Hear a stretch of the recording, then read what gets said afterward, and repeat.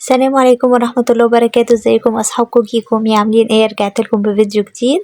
في فيديو النهاردة هنتعلم مع بعض ازاي نعمل الشنطة الحلوة دي. انا نفذت منها باللونين، باللون الاسود وباللون الموف. طريقتها سهلة جدا جدا. نتعلم مع بعض ومش هتحتاج حاجات كتير. هنحتاج نص كيلو خيط بس. لو عندك نص كيلو خيط اي لون تعالي مع بعض نبدأ نعمل الشنطة الحلوة دي. نبدأ معاكم كده الفيديو. هحتاج الخيط السلسلة وهحتاج إبرة كروشيه. أنا هستخدم إبرة رقم 4، ممكن تستخدمي رقم 5 على حسب مقاس الخيط الكروشيه بتاعك. هاجي كده أول حاجة هنبدأ مع بعض. هعمل عقدة البداية،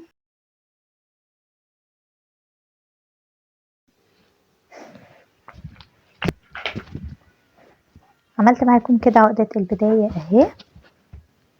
هرتفع 62 سلسلة.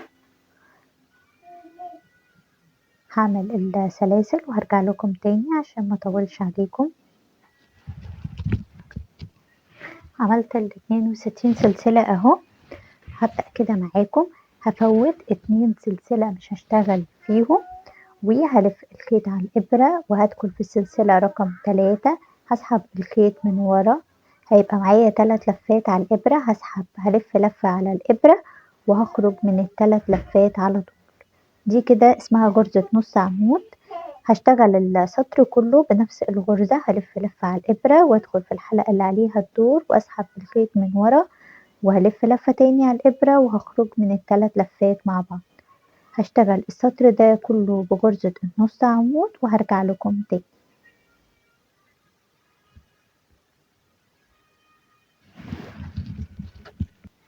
رجعت لكم تاني، عملت السطر كله اهو بغرزة النص عمود. نعمل مع بعض السطر التاني وده هيبقى تكرار كل السطور اللي جاية هنشتغلها بنفس السطر دوت. السطر التاني هيكون عبارة عن 2 سلسلة، 1 2، وهلف الشغل بالشكل ده كده وهلف لفة على الإبرة. أنا هنا معايا حلقتين قدامي هنا أهو. أنا هسيب الحلقة الأمامية مش هشتغلها وهشتغل في الحلقة الخلفية لكل الغرز اللي هتقابلني بالشكل ده كده أهو. وهعمل غرزة نص عمود برضو. هلف لفة على الإبرة وهسيب الحلقتين معايا أهو. هسيب الحلقة الأمامية وبشتغل في الحلقة الخلفية. الشنطة كلها هشتغلها في الحلقة الخلفية غرزة نص عمود. السطر بيخلص برتفع 2 سلسلة ماشي، وبرجع تاني هشتغل في الحلقة الخلفية غرزة نص عمود.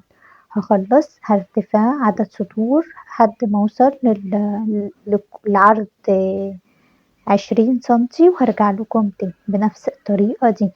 السطر كل سطر بنرتفع 2 سلسلة وبنشتغل في الحلقة الخلفية غرزة نص عمود. رجعت لكم تاني كده بعد ما اشتغلت. انا كده اشتغلت 20 سطر معايا طلعوا ب20 سنتي واكتفيت قوي بالعرض دوت للشنطة. طيب تعالوا نوريكم هنبدأ السطر الجديد ازاي. انا هنا بعد ما توصلي للطول اللي انت عايزاه هترتفعي 1 سلسلة وهتشتغلي على الحلقة الخلفية. هشتغل 24 غرزة حشو. أنا هنا ارتفعت 1 سلسلة وهعتبرها بأول غرزة حشو وادي كده 2. هشتغل 24 غرزة حشو وهرجع لكم تاني في الحلقة الخلفية.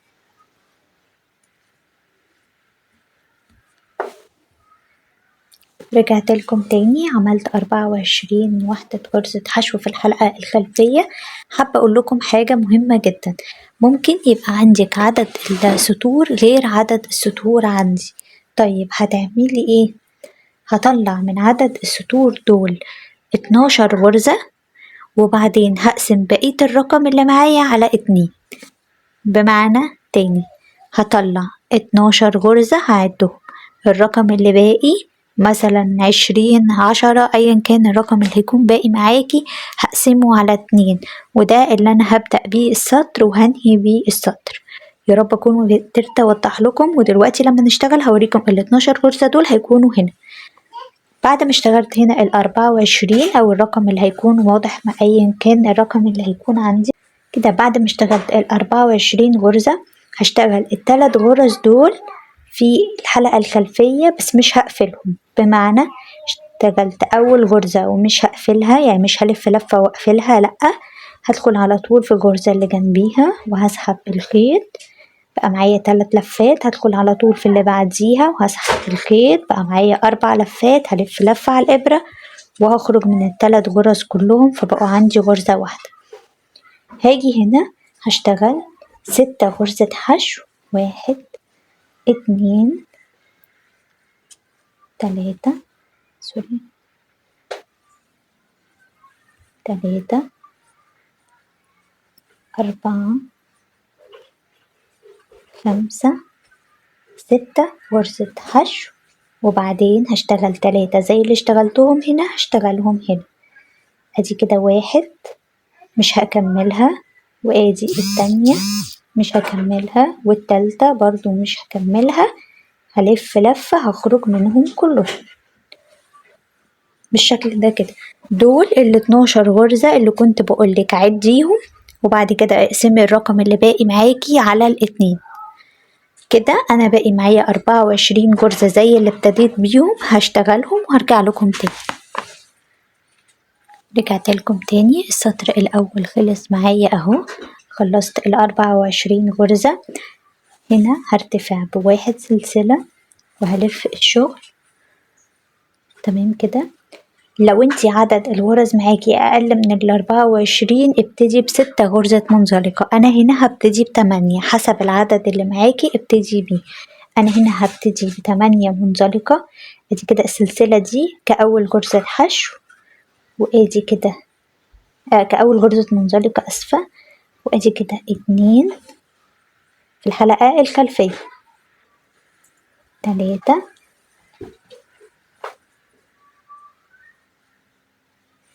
4 5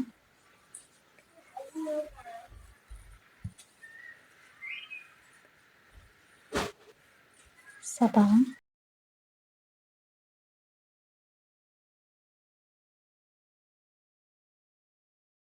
8 غرزة منزلقة بالشكل ده كده. وبعدين بعد ما اشتغلت ال8 غرزة منزلقة هشتغل هنا 15 غرزة حشو في الحلقة الخلفية.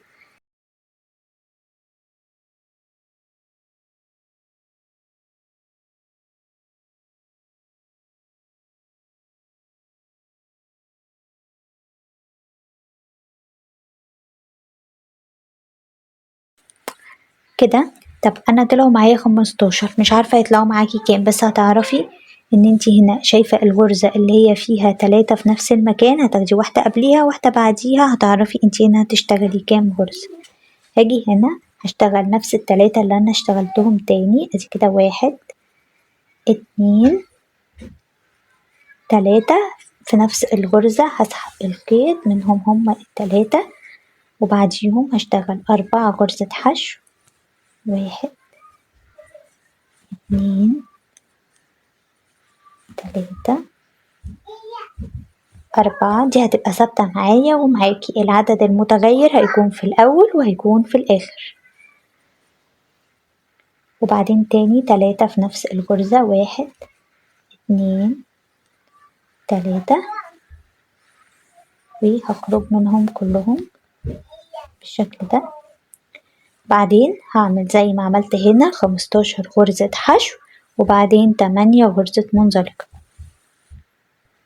رجعت لكم تاني، خلصت السطر اهو، هرتفع ب1 سلسلة وهاجي هنا هعمل برضو 8 منزلقة. ادي كده، دي كده هتبقى التانية عشان السلسلة اللي ارتفعت بيها، وادي كده 8. هنيجي هنا هشتغل في الحلقة الخلفية برضو،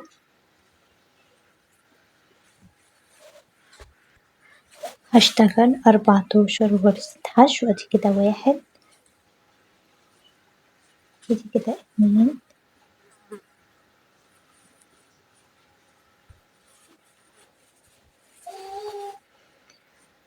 ادي كده 3.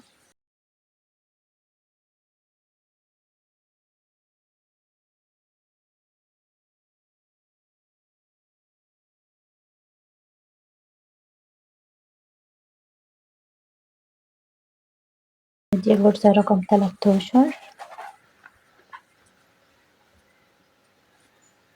وادي كده دي الغرزة رقم 14. كده عملت ال14 غرزة دول. هاجي هنا هشتغل 3 غرزة في نفس المكان. ادي كده 1 2 3، وهسحب الخيط بالشكل ده كده. هاجي هنا هشتغل 2 غرزة حشو بس، 1 2 بالشكل ده، وهاجي هنا هشتغل تاني 3 في نفس المكان، وبعدين هشتغل 14 غرزة حشو، وبعدين هشتغل 8 منزلقة. رجعت لكم تاني كده، وده السطر الأخير معانا اهو اللي هيقفل الجنب. بصوا هيقفل الجنب كده. هاجي هنا هرتفع 1 سلسلة، وهشتغل برضو 8 غرزة منزلقة في الحلقة الخلفية.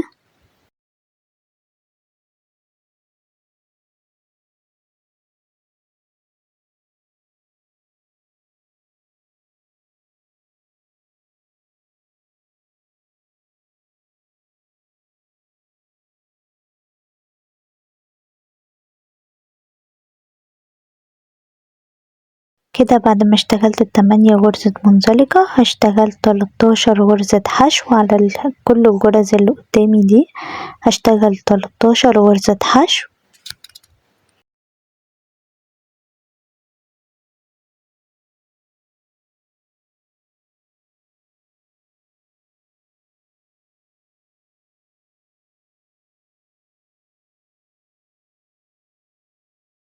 كده رجعت لكم تاني بعد ما عملت ال13 غرزة حشو. هنا دلوقتي هعمل 3 وهيكون مفيش ما بينهم اي مسافة، وهعمل ال3 التانيين على طول. يعني دلوقتي هسحب اخد 3 في نفس المكان، ادي كده 2، وهاخد التالتة مفيش ما بينهم غرز، هاخد ال3 التانيين على طول في نفس برضو المكان، 1 2 3. احنا كده قفلنا الجنب من تحت خلاص اهو. هاجي هنا هرجع تاني اعمل نفس اللي عملته، هشتغل 13 غرزة حشو، وبعدين هشتغل 8 غرزة منزلقة. رجعت لكم كده تاني اهو. بصوا الجنب قفل على بعضه ازاي. كده فاضل ان احنا نخيطه بس بالابرة في بعضه وخلاص. بصوا بقى شكل الجنب حلو ازاي. دلوقتي هاجي هنا هاخد 1 سلسلة، وبعدين هسيب شوية كتار من الخيط عشان ده اللي انا هخيط بيه. بصوا بالشكل ده كده اهو. وبعدين هقص الخيط، قصيت الخيط وحطيته في الابرة. هاجي هنا خلاص هشد الابرة بتاعة الكروشيه مش محتاجاها. دلوقتي بقى هخيط الجنب معاكم. بصوا هحط الجنبين كده على بعض بالظبط. الغرز بتاعة المنزلقة قصادها غرز المنزلقة. هدخل هنا في اول غرزة في السطر، شايفين ازاي، وهخيط خياطة عادية جدا. كل اللي انا هعمله هدخل في كل غرزة والغرزة اللي قصادها وهخيط فيهم غرزة عادية خالص. الأحسن لو دخلنا في الطرفين اللي جنب بعض بالظبط. الخياطة دي سهلة بس أنا حبيت أوريكم أنا بخيطها ازاي.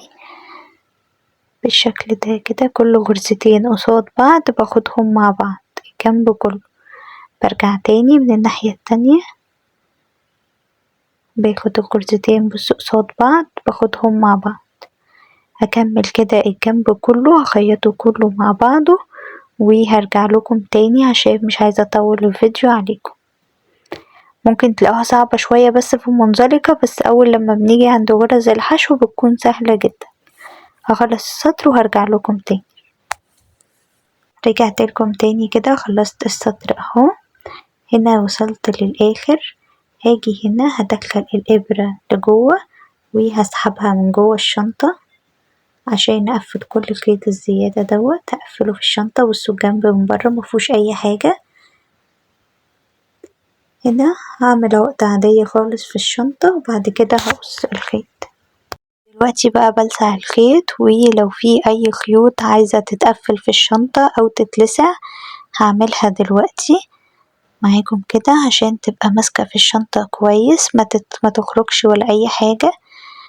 هنا المرحلة دي مهمة قبل ما اقفل الشنطة، لو فيها اي خيوط زيادة هقفلها بصوا بالشكل دوت وهلسعها كده. قفلت كل خيوط الزيادة ومبقاش فيها في الشنطة حاجة. خلاص عملنا الجنب ده مع بعض، وانا هعمل الجنب دوت.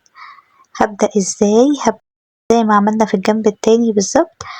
هنا هدخل من اول غرزة هتقابلني، هشتغل 24 غرزة حشو، وبعدين هشتغل 3 غرزة حشو في نفس المكان، 6 غرزة حشو وبعدين 3 غرزة حشو في نفس المكان، وبعدين 24 غرزة. والسطر التاني بنبدأه ب8 غرزة منزلقة وبعدين 15، وزي ما عملنا في الجنب التاني بالظبط هنعمل في الجنب دوت.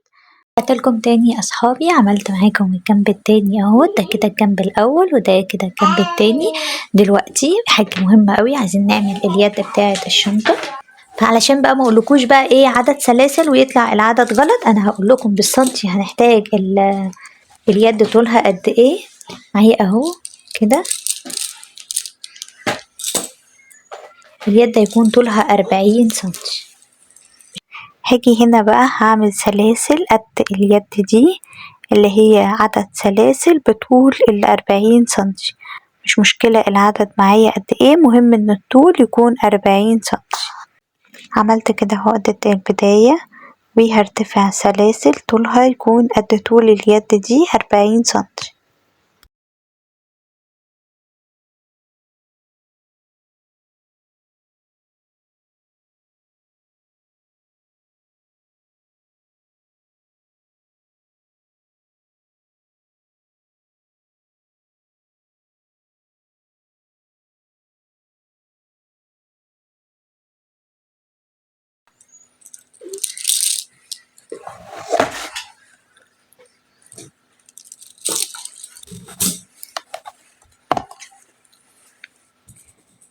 هسيب اول سلسلة وهدخل في تاني سلسلة وهشتغل غرز حشو.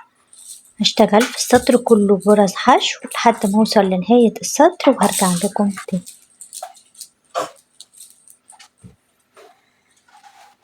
هرتفع للسطر كده خلصت السطر كله بغرز الحشو اهو. هرتفع للسطر الجديد، هرتفع بواحد سلسلة وهعتبرها اول غرزة حشو. انا هشتغل في الحلقة الامامية هنا فقط، مش الحلقة الخلفية، الامامية.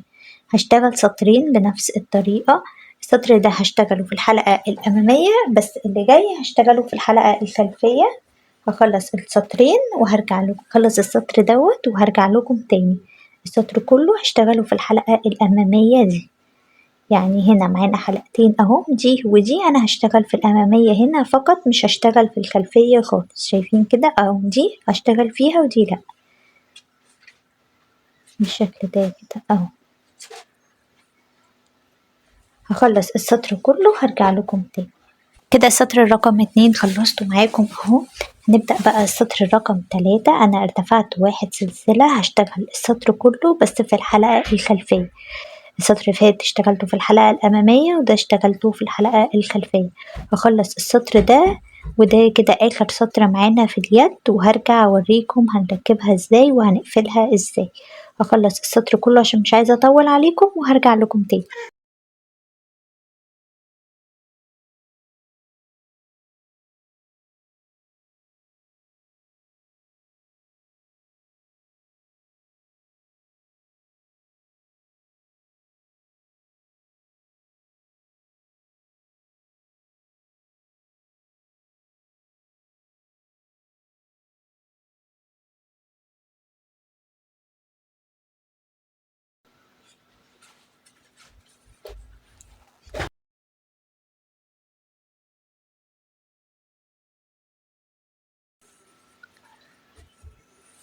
بصوا بقى كده هنا انا هنا هطبق القطعة كده، بس خدوا بالكم الخطين دول انا عايزاهم برا، شايفينهم الخطين اللي اتكونوا نتيجة ان انا كنت بشتغل مرة في ظهر الشغل ومرة في وش، يعني مرة امامي ومرة خلفي، فهطبقها كده وهدخل كده هنا وهخيطها خياطة عادية جدا زي ما خيطنا الجنبين. هخيطها بالشكل دوت، الغرزة مع الغرزة، كل غرزة يبقى قدامها غرزة هخيطها معاها بالشكل ده كده لحد ما اخلصها كلها. هخلصها كلها وهرجع لكم تاني.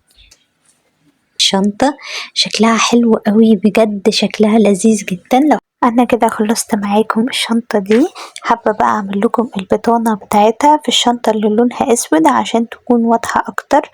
دي كده الشنطة هعملها برضو بطانة بس مش دلوقتي، هعمل معاكم بس البطانة اللي باللون الاسود علشان تكون واضحة اكتر وتشوفوها تكون واضحة معاكم. كده خلصنا الفيديو بتاع الشنطة، وتعالوا بينا نبدأ مع بعض نعمل البطانة. رجعت لكم تاني اصحاب كوكي كومي، عاملين ايه؟ بصوا انا حبيت اوريكم، انا هعمل البطانه بس حبيت اوريها لكم في اللون الاسود بتبقى اوضح. دي نفس الشنطه اللي كنا عاملينها باللون الموف بس اللون ده اسود، حبيت اوريكم فيها البطانه. ده شكل الشنطه من جوه ودي اليد بتاعتها. حبيت اوريكم البطانه في الاسود احسن من الموف يبقى واضح اكتر. عشان اعمل البطانه محتاجه القماش، محتاجة هوريكم انا خدت المقاسات ازاي. المرة دي انا اللي عملت البطانة. انا هاخد كده من هنا من الجنب ده للجنب ده، والمقاس معايا 48، دي اكبر من التانية كمان شوية على فكرة. وهاخد المقاس، يعني انا خدت المقاس بالطول داير ما يدور، وكمان هاخد المقاس بالعرض من نص الجنب لنص الجنب، طلع معايا 29 سنتي. تمام كده. هقص المقاسات دي على البطانة 48 في 29 او نقول 30، وبعدين هخيطهم من الجنبين بالشكل ده. انا بس كده لسه ما عملتش اي حاجة تانية، خيطتهم بس من الجنبين نفس المقاس اهو، بس خيطت بس من الجنبين. هاجي هنا شايفين الزاوية اللي تحت خالص دي، هاجي هنا شايفين الزاوية دي انا هعملها كده علشان تعمل لي مساحة يعني فاهمين، عشان تديني مساحة للجنب ومساحة للجنب من هنا. يبقى هاجي كده بعد ما خيطت الجنبين عايزة اوريكم هعمل الزاوية اللي تحت ازاي. انا بتني جزء كده اهو، شايفين انا تنيته ازاي اهو. باجي هنا اشوف انا هنا العرض بتاع الجنب معايا قد ايه اهو، العرض قد كده اهو، شايفين الخياطة بتكون في النص والعرض قد كده اهو. هاخد الابرة معايا، يبقى انا هخيط من هنا تاني اهو، هحط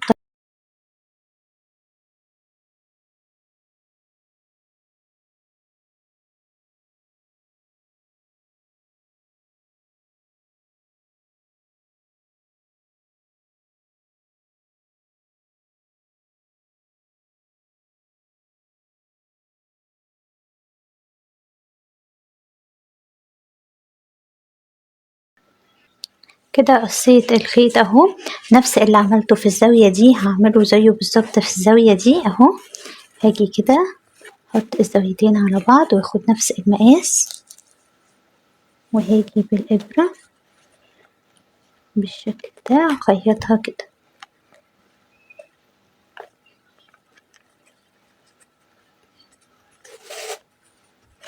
هخلص الزاوية وهرجع لكم تاني. رجعت لكم كده تاني، ولما اجي كده هشوفها من جوه هلاقيها ادت التربيعة بتاعة الشنطة بالظبط، شايفين ازاي اهي. مش بقص الجناب دي، انا بسيبها عادي، ممكن اديها خياطة صغيرة من هنا وهديها خياطة صغيرة من هنا، غرزة واحدة من هنا وغرزة واحدة من هنا بس. طيب انا دلوقتي هاجي هركب السوستة، اركبها معاكم. بصوا بقى انا هقص السوستة دلوقتي. انا ركبت الحلقات، انا نسيت اوريكم الحلقات تركب ازاي. فبصوا انا هنا باخد اول جنب واخر الجنب مع بعض. دخلت الحلقة هنا في اول الجنب، هاتني الجنب لجوه بالشكل ده كده اهو، اداه كده الجنب، وبعدين هاخد اخر الجنب هزق الجنب لجوه وهاخد اخر الجنب، وبحلقة سهلة الفتح هدخلها كده بالراحة ما بين الغرز اهي وهقفلها، فبتتنيلي الجنب لجوه. طيب هاخد مقاس السوستة، انا مش عايزة السوستة من جوه، انا هاخد السوستة على قد المقاس ده بالظبط اهي بالشكل ده كده. السوستة بتاعتي اهي،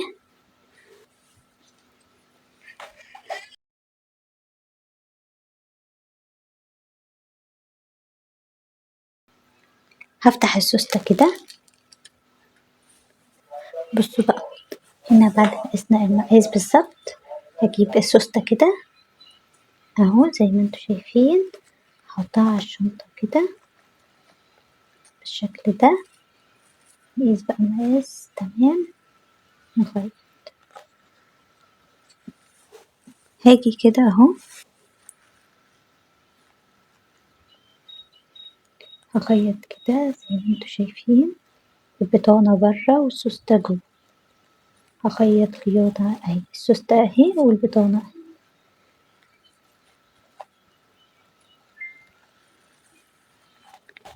اهي. هخيط خياطة عادية خالص لحد ما هخلص السوستة.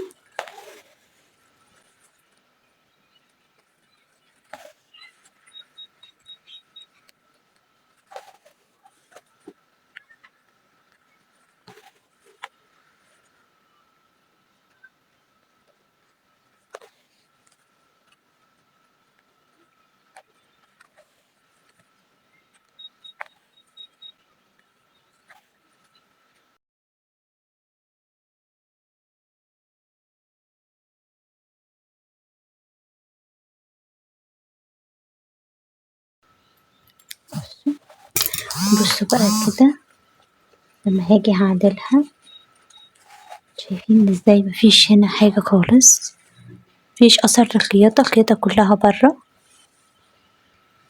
نسيت اوريكم حاجة، انا لازم نلسع حرف السوستة كده بعد ما نقصها، لسعة بسيطة بس كده عشان خاطر ايه ما تنسلش مني. زي بقى ما عملت هنا هعمل هنا بالظبط. المهم برضو انها تكون في نفس المكان، السوستة حرفها مقلوب لجوه كده، وهي والبطانة بالشكل ده. مهم اوي بقى احط الاتنين على بعض ويكونوا في نفس المكان بالظبط. بعد ما اتأكد ان هما قد بعض هبدأ خياطة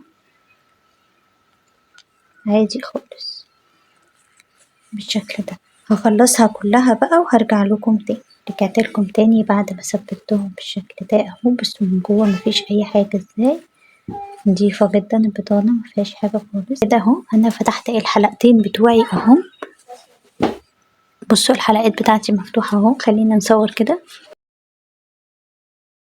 هاجي هنا احط البطانة، احط الجنب في النص بالظبط، وهتني تانية كده واحدة وهثبت بالشكل ده.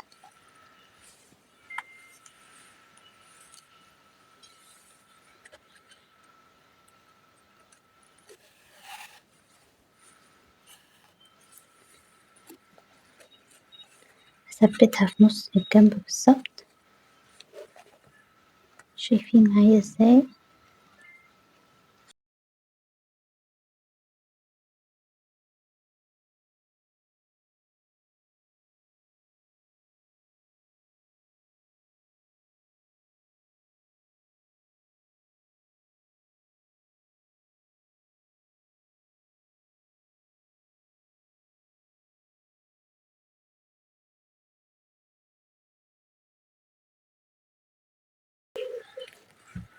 بالشكل ده كده هكمل وهخيط السوستة اهي، هعدل مكانها كده لما هاجي اوصل عندها اهو هخيطها بقى.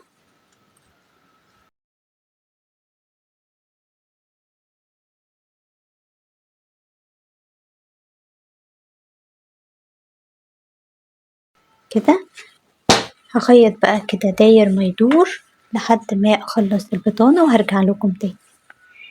رجعت لكم تاني بعد ما ركبت البطانة اهو. بصوا بجد التقفيل حلو كده ازاي، الطريقة دي حلوة جدا في التقفيل، اعتمدوها. بصوا خياطة بس بسيطة خالص هي اللي باينة هنا. ركب السوستة معاكم.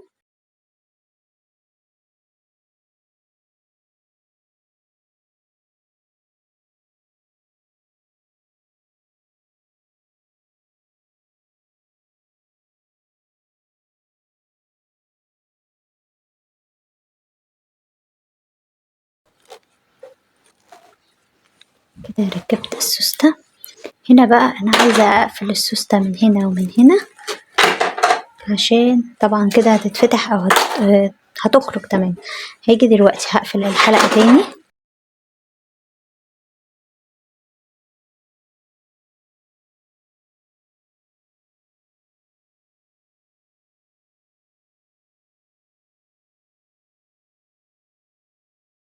بصوا انا كده هخيط السوستة من هنا من الحرف ده.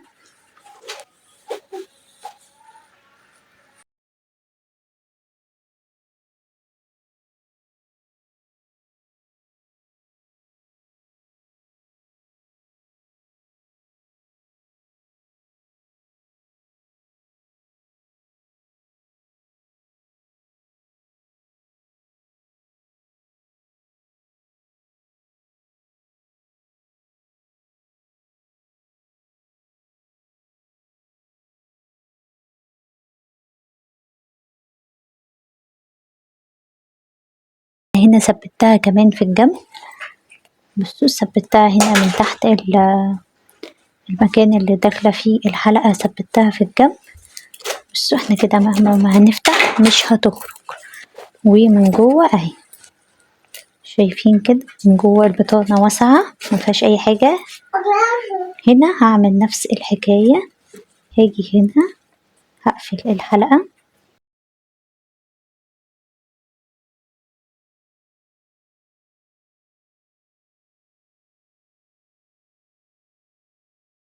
بعدين هثبت الطرفين بتاع السوستة من هنا.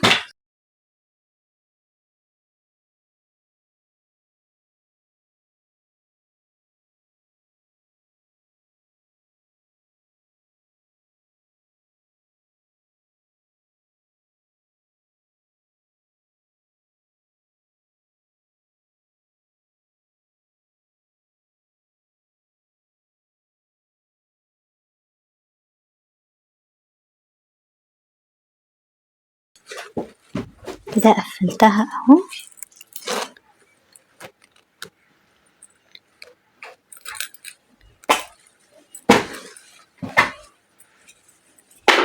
شايفين معايا الشنطة بقت حلوة قوي ازاي؟ الشنطة بجد جميلة جدا. بصوا كده بجد الشنطة حلوة قوي ازاي. انا اخترت الحلقات فضي زي السوستة، لو السوستة عندك ذهبي هتركبي حلقات ده كده اهو. هاجي هنا هركب اليد، احاول بس اعدلها كده اهي.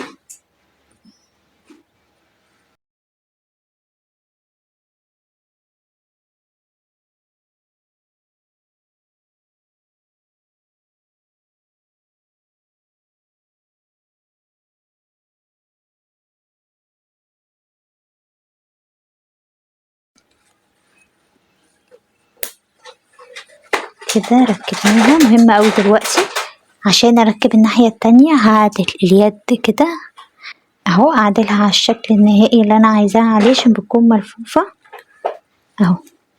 شايفين ازاي؟ وهركبها كده.